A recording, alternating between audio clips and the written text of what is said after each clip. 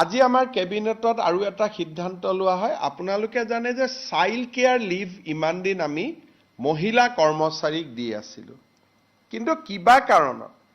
যদি মহিলা গৰাকী আৰু স্বামীৰ বিবাহ বিচ্ছেদ হয় স্বামীয়ে